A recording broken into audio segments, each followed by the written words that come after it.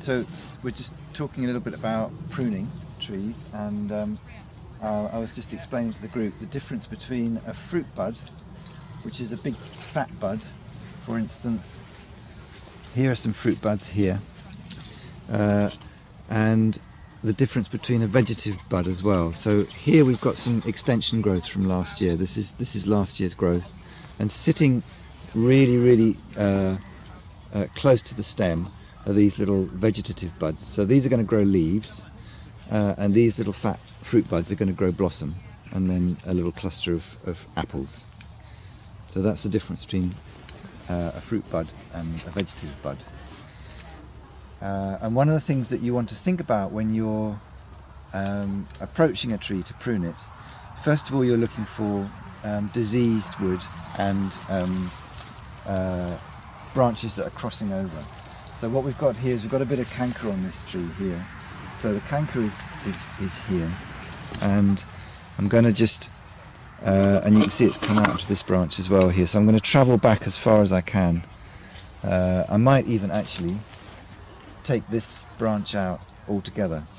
Now when I chop here, like that, that's actually called a thinning cut, because the sap can pass along the branch and carry on to this branch here, and this is not going to regrow.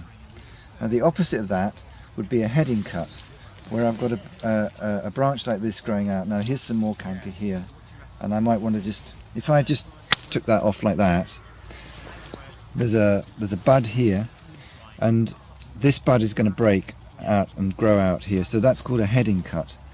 And heading cuts are really useful when you've got young trees, where you want to create a series of choices that you can make the following year. So you might have 3 branches coming out of here, and you might want to choose 1 or 2 of those branches. And that's why heading cuts are useful in young trees.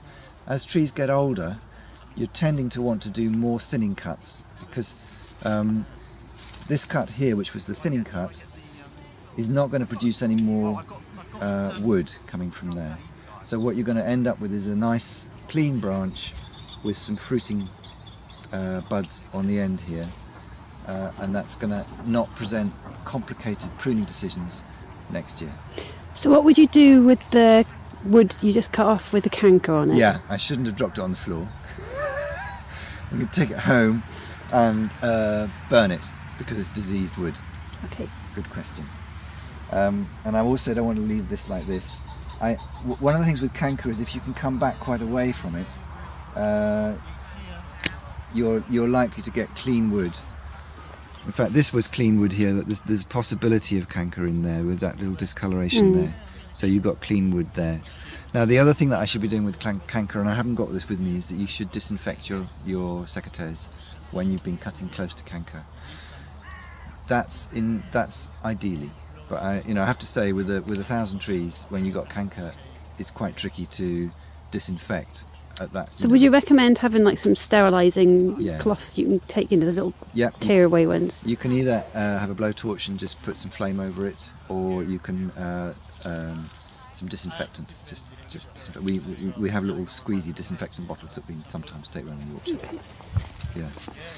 So that's the canker, and I shall take this home with me.